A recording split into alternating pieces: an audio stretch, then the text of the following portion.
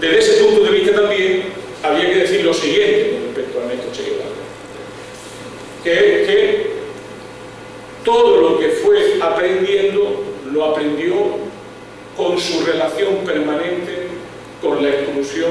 con la pobreza y la desigualdad. En este deambular, primero por Argentina en bicicleta, luego por América Latina 2 veces en moto, etc., fue llenándose los ojos y el alma de esta contradicción tan terrible que históricamente se ha vivido también en zonas como Andalucía, de la coexistencia, ¿no?, de una enorme riqueza, de unas condiciones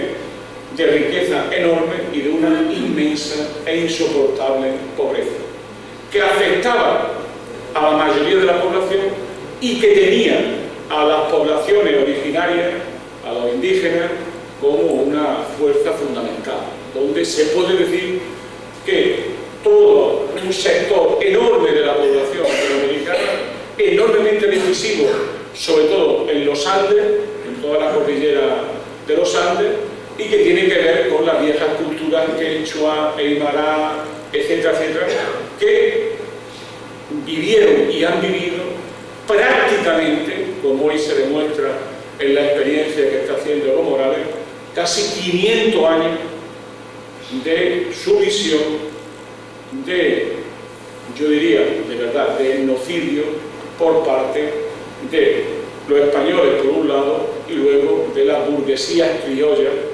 que prácticamente han estado mangoneando, dirigiendo y vendiéndose al capitalismo norteamericano durante siglos. El Che eso lo vivió en su carne y además cuando eres médico y médico de los pobres lo vive en la desesperación de vivir una contradicción enorme entre las posibilidades de la tecnología, de la técnica y de la economía que haría que muchas de esas enfermedades pudieran desaparecer y la existencia de miles de pobres que por no tener medio económico y no tener mecanismos de servicio social adecuado viven en esa pobreza. El Che fue entrando en una conciencia crecientemente crítica frente a un orden que él sabía injusto, esquilmador de recursos naturales, depredador de cultura, de sabiduría, etc., y que eso necesitaba tener una explicación. ¿Por qué los hombres son pobres cuando las tierras son ricas? ¿Por qué un hombre vive, que por cierto coinciden que son blancos, la mayoría de ellos viven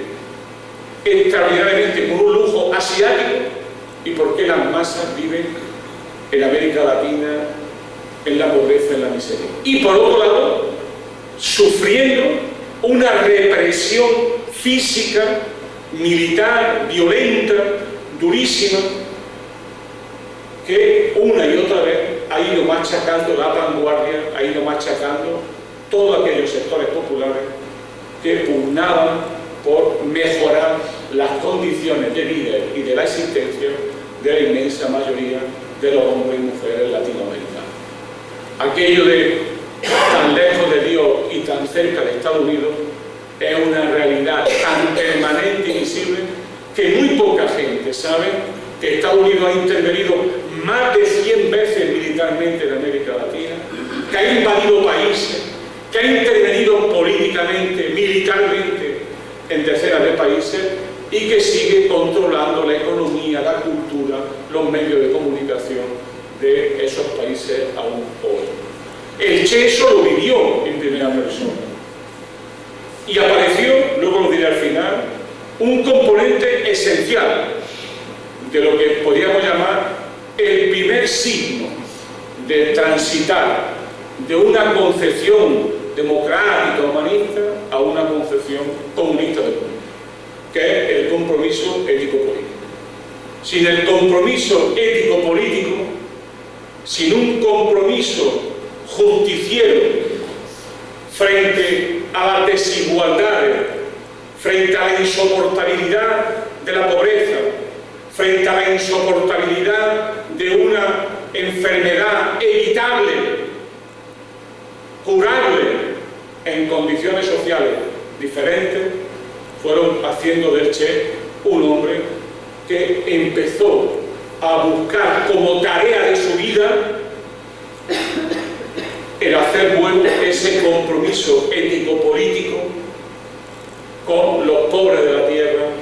con los explotados, con los desheredados, con los históricamente discriminados en América Latina.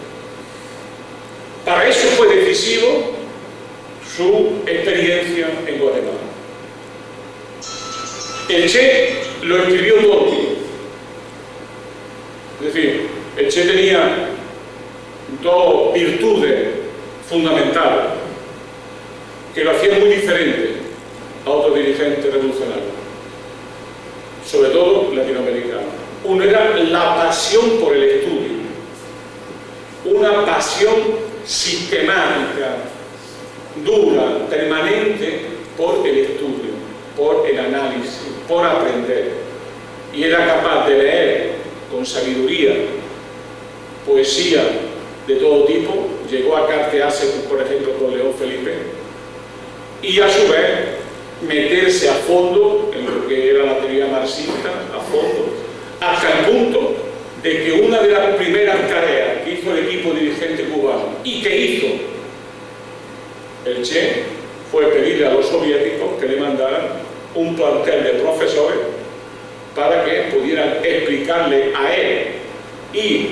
a una parte importante de los cuadros comunistas cubanos lo que es los elementos fundamentales del marxismo. Y de hecho mandó a un profesor, que ya desgraciadamente ha muerto, que era un hijo de la guerra española, un tal Mansilla, que había sido profesor de cuadros comunistas latinoamericanos en la Universidad de Ciencias Sociales de Moscú, y lo más característico era encontrarte al equipo dirigente cubano y específicamente del Ministerio de Industria, pues a las 6 de la mañana, a las 5 de la mañana, en un curso de formación que les daba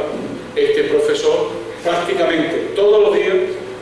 que a su vez Che Guevara lo combinaba con, a través de otro profesor, el distinguido matemático soviético,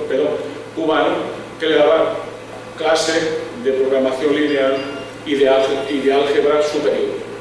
Esa pasión por el estudio era muy característica del Che, casi siempre muy característica de los dirigentes comunistas de Valía, y la otra era una pasión enorme por escribir. El Che llevaba diarios de todo, y ya en Guatemala ya tenía un diario igual que tenía los diarios de los viajes que iba haciendo. También tenía los diarios del Congo, igual que tenía los diarios que luego se conocieron de Bolivia. La experiencia de Guatemala era muy importante y yo creo que es muy importante también ahora. La experiencia de Guatemala fue muy simple. Un conocido militar democrático llamado Arbe, Jacobo Arbe, inicia una experiencia democrática. Y como cualquier experiencia democrática, en Guatemala mucho más, donde la inmensa mayoría son indígenas de origen maya, tradicionalmente explotados por un conjunto de latifundistas de grandes dimensiones con una influencia enorme de Estados Unidos, pues lo primero que pasó fue que este hombre se planteó una reforma agraria en serio y una democratización del poder económico. La reacción fue conocida. Los Estados Unidos intervienen, le dan un golpe de Estado, lo invaden y lo echan. Toda esa experiencia enorme de Guatemala la vivió el Che en primera persona porque estuvo allí.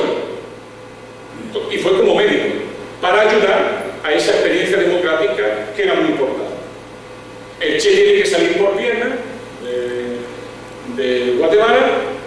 pero el Che saca 3 conclusiones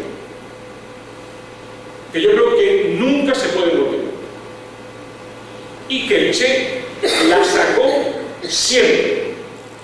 y le permitió ser lo que yo voy a llamar el eje de su transición al comunismo, su paso al comunismo y desde luego su paso a la política revolucionaria como profesión, en lo que Lenin llamaría un revolucionario profesional. Esto es muy importante. La primera cosa que el Che aprende es muy simple. En América Latina, cualquier proceso empezar por una reforma agraria en serio, por quitarle el poder económico y político a los latifundios. Y para el Che era un elemento decisivo.